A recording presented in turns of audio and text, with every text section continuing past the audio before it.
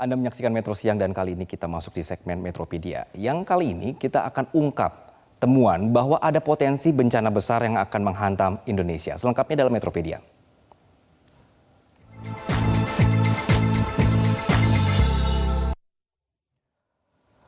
Pemirsa, sejumlah peneliti ini mengungkapkan bahwa ada potensi tsunami yang bisa setinggi 34 meter di Indonesia. Ini berarti prediksi ketinggian tsunami melebihi tsunami Aceh. Nah, ada penulis utama dari BMKG, Pepen Supendi, dari penelitiannya mengungkap bahwa potensi ini berkaitan dengan tingkat kegempaan yang tinggi, yang di dalam, serta juga di wilayah Jawa Barat dan juga Sumatera yang merupakan akibat dari pertemuan lempeng Indo-Australia dan juga subduksi di bawah lempeng Sunda.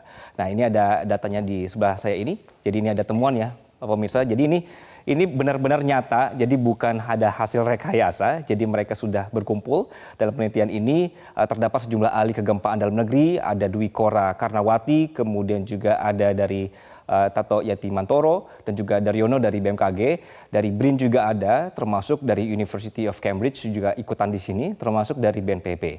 Nah, sehingga penelitian ini sangat tidak main-main dan bukan sembarangan. Jadi tim peneliti ini memanfaatkan katalog data seismik yang bersumber dari BMKG, kemudian dari Pusat Penelitian Seismik Internasional, periode April 2009 sampai Juli 2020 untuk melakukan hypocenter gempa. Jadi mereka berkumpul, kemudian hasil penelitiannya ditemukanlah bahwa ini akan ada celah seismik besar di selatan Jawa Barat dan Sumatera bagian Tenggara yang berpotensi menjadi gempa yang besar sekali, magnitudenya 8,9, potensi tsunami-nya adalah 34 meter. Ini tinggi sekali ya pemirsa ya. Nah, sebenarnya jika kita berbicara soal megatrust, jika dilihat dari definisinya, megatrust ini adalah kondisi pecahnya batas lempeng yang terjadi di bidang kotak dua lempeng tektonik yang bertemu di zona subduksi. Nah, karena gerakan relatif lempeng ini yang tidak terbendung, tekanan terakumulasi di area dua lempeng tersebut dan akhirnya saling mengunci sehingga dilepaskanlah melalui gempa megatrust. Jadi ini ada kekuatan yang ditahan kemudian terlepas begitu ya. Sumber gempa megatrust biasanya ada di bawah laut pemirsa. Megatrust ini memiliki potensi menimbulkan tsunami yang karena ada pergerakan besar vertikal dasar laut selama gempa terjadi. Baik, nah megatrust itu tadi definisinya sudah ada apa, kemudian ini mana sih sebenarnya wilayah Indonesia yang akan menjadi perhatian ya? Nah, karena negara kita terletak pada bagian cincin api Pasifik yang membuat Indonesia rentan bencana, terutama gempa dan tsunami. Dalam buku Pusat Studi Gempa Nasional disebutkan bahwa sumber gempa dari segmen megatrust hanya berjumlah 13 segmen. Tapi ini bukan hanya sebenarnya. Jadi kami coba ilustrasikan di sebelah kanan saya, kalau bisa difokuskan atau di sebelah petanya, pemirsa. Jadi ini adalah segmentasi megatrust di Indonesia, ada beberapa. Satu adalah ini Barat Sumatera, ada 6 segmen. Kalau misalnya kita bisa lihat di sebelah sini pemirsa ya. Oke, ini ada 6. Kemudian juga Selatan Jawa ada 3 segmen. Selatan Bali hingga Sumba ada 1 segmen. Utara Sulawesi ada 1 segmen. Lalu Maluku ada 1 segmen dan Utara Papua ada 1 segmen. Ini adalah yang sudah dipetakan. Nah, kemudian yang berwarna oranye yang Anda saksikan ini adalah ilustrasi misalnya keberadaan subduksi lempeng Indo-Australia yang menujam ke bawah lempeng Eurasia. Ini merupakan generator kuat sekali untuk terjadi gempa. Jadi wajar jika Selatan Jawa ini menjadi kawasan rawan gempa dan juga tsunami. Dari data BMKG ini menyebutkan bahwa gempa di atas 7,0 di Jawa ini terjadi sekitar 19 kali. Kalau dihitung dari tahun 1840 sampai 2006. Dan kalau tsunami-nya sendiri ini ada 5 kali sudah pernah terjadi. Begitu.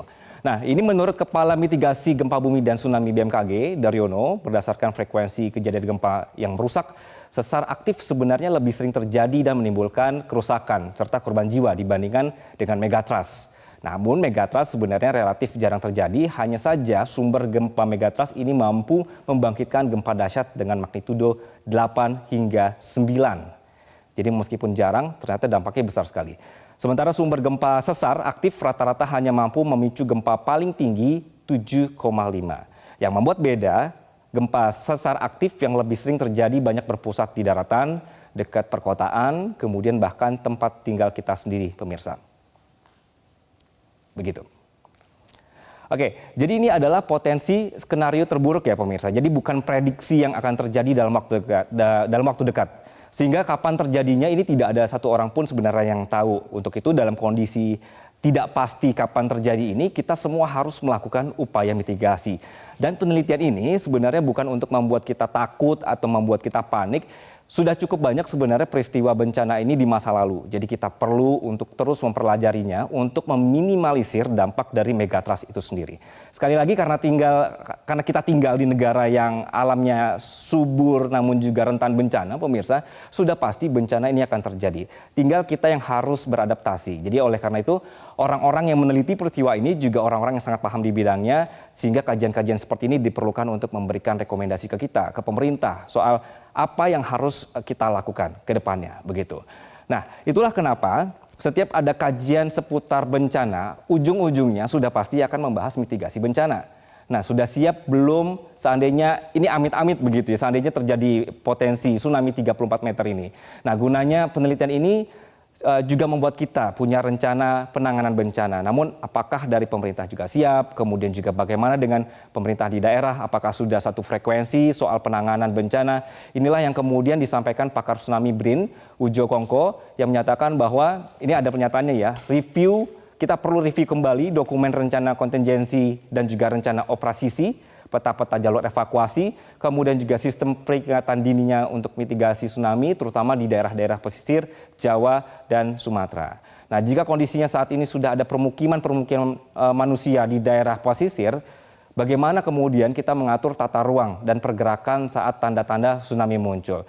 Inilah butuh fokus pemikiran juga untuk kita menjadi sigap terhadap bencana, begitu. Dan yang terpenting, pemirsa, ini juga harus kita semua sebenarnya harus mau meluangkan waktu untuk tahu langkah-langkah kalau misalnya terjadi dalam atau terjebak dalam kondisi darurat itu seperti apa.